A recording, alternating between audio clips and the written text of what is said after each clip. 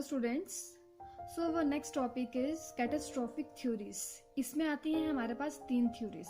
Catastrophic theories क्या होती हैं? वो थ्योरीज या वो बताई गई हैं कि जो ओरिजिन हुआ है अर्थ का वो due to some violent action हुआ है। इसमें हम सबसे पहले पढ़ेंगे बाइनरी स्टार हाइपोथेसिस। जो है ये theory, this theory was proposed by Russell in 1937। जो बाइनरी स्टार हाइपोथेसिस है ये दी थी सबसे पहले रसल ने 1937 में।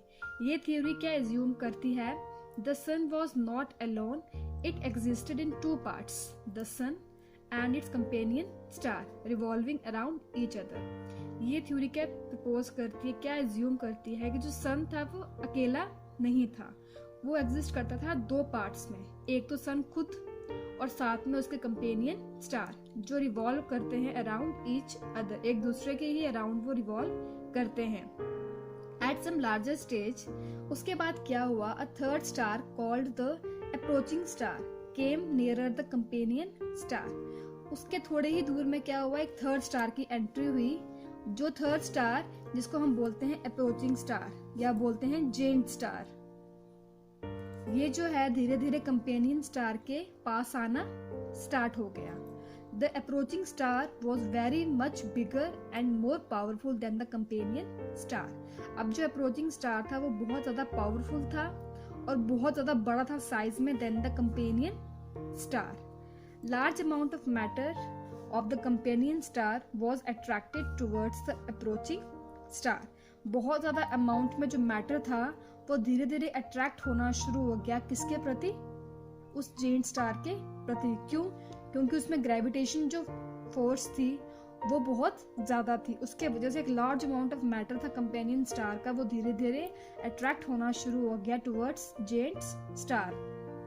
As the approaching star came nearer, the gravitational and tidal force increased and bulge was created on the surface of companion star। जैसे ही approaching star जो कंपेनियन स्टार के धीरे धीरे पास आना शुरू हो गया, जो ग्रेविटेशनल और टाइडल फोर्स थी वो बहुत ज्यादा इंक्रीज होगी और बल्ज जो है क्रिएट होना शुरू हो गया surface of the companion star. Companion star के सरफेस पे एक बल्ज है। बल्ज क्या होता है? अ round lamp that sticks out on something। वो धीरे धीरे वहां से क्या हो गया? उसके सरफेस पे बल्ज जो है वो क्रिएट होना शुरू हो गया। जैसे ही जो giant star come closest, the bulge got separated. जैसे ही जेंट स्टार उसके बिल्कुल पास आ गया, जो बल्ज था कंपेनियन स्टार से अलग होना शुरू हो गया, उससे अलग हो गया। This bulge started revolving in the direction of approaching star, that is in a direction opposite to that of companion star। जैसे कि ये देखो यहाँ पर है हमारे पास सन। अगर कंपेनियन स्टार जो है वो इस डायरेक्शन में मूव कर रहा है, जो बल्ज बना उसने रिवॉल्व करना शुरू कर दिया डायरेक्शन में ऑफ अप्रोचिंग स्टार, यानी कि उसके बिल्कुल अपोजिट। अगर इस डायरेक्शन में कंपेनियन स्टार जा रहा है तो जो अप्रोचिंग स्टार है वो इस डायरेक्शन में आना शुरू हो गया, इस डायरेक्शन में घूमना शुरू हो गया, एक ऐसे और एक ऐसे। लेटर ऑन जो ये मास था जो उससे अलग हुआ था, किससे? कंपेनियन स्टार से, ये कंडेंस हुआ इनटू प्लैनेट्स। उसके बाद हमारे पास है supernova theory. This theory was proposed by Hoyle in 1946। ये थ्योरी किसने दी है? हॉयल ने। कब दी है? 1946 में। उसने क्या बोला था? उसने कहा था there were 2 stars in the universe. हमारे यूनिवर्स में 2 स्टार्स थे, a primitive sun and a companion star. कौन कौन से? एक प्रिमिटिव सन था और एक कंपेनियन स्टार था। The companion star exploded as a result of exhaustion of its hydrogen fuel. अब देखो ये पॉइंट किया गया है, जो इसमें से एनर्जी निकली, कंपेनियन स्टार क्यों एक्सप्लोड हुआ? As a result of nuclear fusion. Nuclear fusion की वजह से जो था कंपेनियन स्टार वो क्या हुआ? एक्सप्लोड हुआ। अब न्यूक्लियर फ्यूजन क्या होता है? जिसमें लाइटर एलिमेंट्स जो हैं कंबाइन करते हैं under intense heat to form a heavier nuclei. इसमें भी क्या हुआ? जैसे 2 हाइड्रोजन के मॉलिक्यूल्स जो न्यूक्लियाई मिलकर बनाते हैं हीलियम, लाइकवाइज इसी टाइप की जो न्यूक्लियर फ्यूजन है वो इसके थ्योरी में हुई। इसमें क्या हुआ, जो रेट ऑफ न्यूक्लियर रिएक्शन था, फ्यूजन था, वो बहुत ज़्यादा था as comparison to a normal nuclear fission. इसमें क्या हुआ, दोनों में थी, जो ग्रेटर कोर था दोनों का, प्रिमिटिव सन का और कंपेनियन स्टार का, दोनों में ज़्यादा थी न्यूक्लियर फ्यूजन की रिएक्शन। लेकिन उन दोनों में से भी जो कंपेनियन स्टार था उसमें उसका जो एक अमाउंट था वो ज़्यादा था, उसका जो हाइड्रोजन फ्यूल की वजह से जब वो बर्स्ट हुआ तो उसमें क्या हुआ, एक एक्सप्लोड हुआ, किसमें, कंपेनियन स्टार में। अब इसके बाद क्या हो गया, इसकी वजह से this led to the spread of huge volume of gases, mass and dust. अब वो एक्सप्लोड होने के बाद क्या हो गया, एक लार्ज अमाउंट ऑफ जो था वॉल्यूम ऑफ गैसेस, मास और डस्ट, गैसेस, मास और डस्ट जो है वो बहुत ज़्यादा अमाउंट में स्प्रेड हो गया। The nucleus of the star thrown beyond its gravitational reach।